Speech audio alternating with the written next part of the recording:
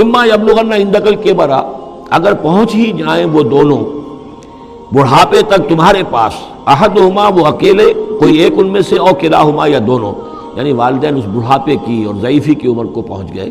یا والد فوت ہو گئے والدہ ضعیفی کی عمر کو پہنچ گئی، یا والدہ فوت ہو گئی والد ضعیفی کی عمر کو پہنچ گئے، یا دونوں کے دونوں ضعیفی کی عمر کو پہنچ گئے،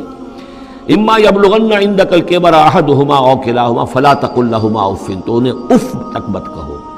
جھڑکنا نہیں، ولا تنہرہما، ان کو جھڑکو مت،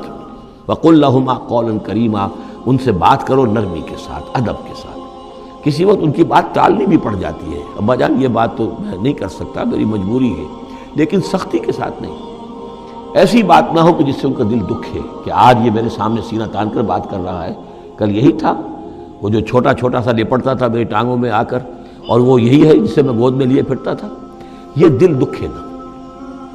وَاخْفِضْ لَهُمَا جَنَاحَ الذُّلِّ مِنَ الرَّحْمَةِ، یہ آگے آپ جو میں نے کہا تھا والدین کے لیے بھی اپنے بازوؤں کو کندھوں کو عاجزی کے ساتھ ان کے سامنے جھکا کر رکھو، سینہ تان کر بات نہ ہو ان سے،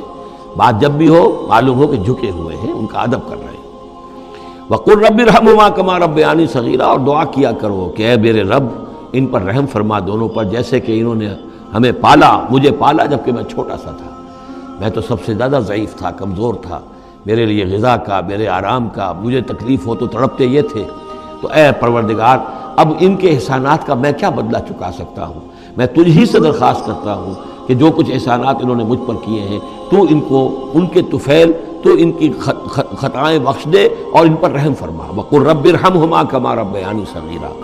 ربکم عالم بما فی نفوسکم، تمہارا رب واقف ہے خوب جو کچھ تمہارے دلوں میں ہوتا ہے، ان تکونوا صالحین فإنہ کان للأوابین غفورا، اگر تم واقعی نیک ہوگے تو یقیناً اللہ تعالیٰ تم میں سے جو واقعی اللہ کی طرف رجوع کرنے والے ان کے لیے غفور ہے۔ اس میں اشارہ ہے کسی وقت بوڑھے والدین،